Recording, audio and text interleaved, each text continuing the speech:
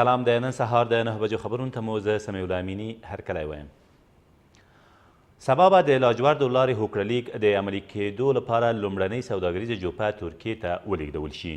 د هېواد بهرنیو چارو وزارت مسؤلین وایي دغه جوپه به د افغان چارواکو او د تیر سازمان د هوکړې د غړو هېوادونو د پلاوي په شتون کې په ازمایښتي ډول ولیږل شي. له دې سره سم د هرات سیمه ییز مسؤلین په یاد ولایت کې د لاجوردو د لارې د پرانیستو لپاره له چمتووالي خبر ورکوي. د ولسمشر غني په مشرۍ د سولې د مرکچي پلاوي دویمه کاري غونډه تیر ماښام په ولسمشرۍ ماڼۍ کې جوړه شوه. په دې غونډه کې ولسمشر غني وویل د سولې د خبرو اترو لپاره دغه پلاوی له هر اړخیز ملاتړه برخمن دی او د مشورتي بورډ له غړو سره به ناستې هم وکړي.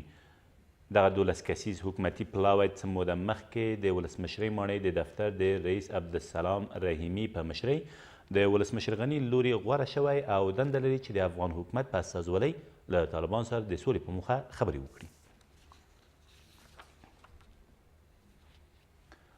په کندهار کې د واکسین برخې مسؤلین وایي چې په هغو ولسوالیو کې د ګوزڼ واکسین لړۍ پیل کړې چې مخکې کور په کور اجازه نه ورکول کېده. دوی وایي په روان کال کې به په 15 ولسوالیو کې د کور په کور د ګرځېدو پر ځای د سیمې د مشرانو په کورونو کې نږدې 6 لکه ماشومانو ته د پولیو ضد واکسین ورکړي. په کندهار ښار او ولسوالیو کې لا هم یو شمېر کورنۍ خپلو ماشومانو ته د ناسم پوهاوي له امله واکسین نه ورکوي. په روان کال کې په ټول هیواد کې د پولیو 21 پیښې ثبت شوي چې یوازې 9 پیښې په کندهار کې دي.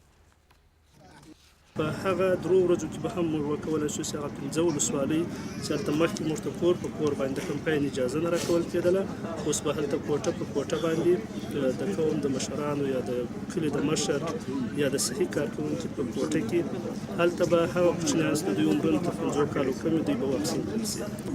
ټول هغه 15,000 هدف چې موږ ته راکول شوی هغه هدف ته به ځان ورسوو. د کابل پولیسو یو کس د یو ملي سوداګر د وژلو په تور ونیوه. دغه کس چې خدایداد نومیږي 6 شپې مخکې یو سوداګر چې خدای نظر نومیده په خپل اتاق کې وژلی و چې بالاخره تېره ورځ د کابل ښار د 12مې ناحیې اړوند له احمدشاه بابا مینې نیول شوی دی. د کابل د امنیه قمندانۍ د جنایي جرمونو پر وړاندې د مبارزې مشر زیاتوي نیول شوي کس خپل جرم هم منلی دی.